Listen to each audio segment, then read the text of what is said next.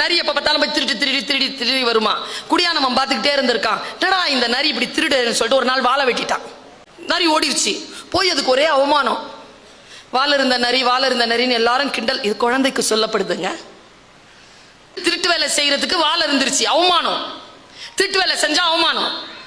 அந்த நரிக்கு தாங்கவே முடியல அவமானம். நேரா அந்த நரி தன்னுடைய கூட்ட தலைவன் கிட்ட கேட்டுச்சான், எனக்கு எப்படி மானம் திரும்பி வரும், முதல்ல வாழை கொண்டு வா, அப்புறம் பார்த்துக்கலாம். நேரா குடியானவன் கிட்ட போச்சான் நரி. சாரி, என் வாழை கொடு, நான் ஒட்ட வச்சுக்கிறேன், உன் பக்கம் வரமாட்டேன். சரி, வால் வேணும்னா என் மாடு இருக்கு, அதில் ஒரு சின்ன கொஞ்சம் குவளையில் ஒரு கொஞ்சம் பால் கொண்டு வந்து கொடுத்துட்டு எடுத்துட்டு போகணும். குடியானவன் டீச்சர். ஆனா ஒண்ணு, யாரையும் கேட்காம எடுக்கக்கூடாது, கேட்டுட்டு தான் வாங்கணும். நரி நேரா போச்சான், மாடு கொஞ்சம் பால் கொடு. குடியானவன் கேட்குறான், என் வால் வாங்கணும்.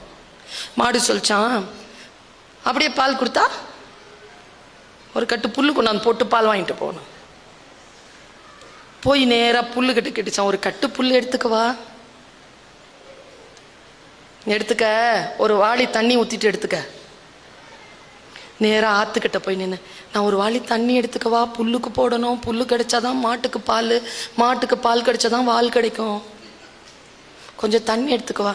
என் கரை உடஞ்சிருக்கு, கொஞ்சம் மண்ணை கொட்டிட்டு தண்ணி எடுத்துட்டு போனுச்சு. நேரா மண்ணுக்கிட்ட வந்துச்சான், மண்ணே கொஞ்சம் மண் எடுத்துக்கவா, ஆற்றுக்கு கொடுக்கணும், அப்போதான் தண்ணி கிடைக்கும், தண்ணி இருந்தால் தான் புல் கிடைக்கும், புல் இருந்தால் தான் பால் கிடைக்கும், பால் கொடுத்தா தான் வால் கிடைக்கும்.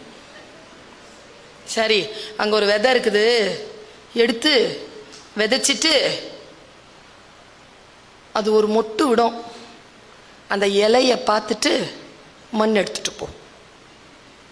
இது போட்டுச்சான், உட்காந்துட்டு இருக்குது. செடி முளைக்க 1 மாதம் ஆச்சான்.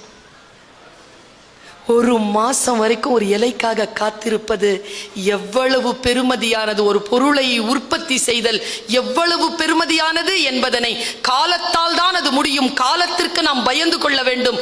மற்றவர்கள் காலத்தை செலவழித்து சம்பாதிப்பதை நாம் திருடக்கூடாது என்பதனை அந்த நரி உணர்ந்து கொண்ட தருணம் என்று அந்த பாட்டியின் கதை முடிகிறது.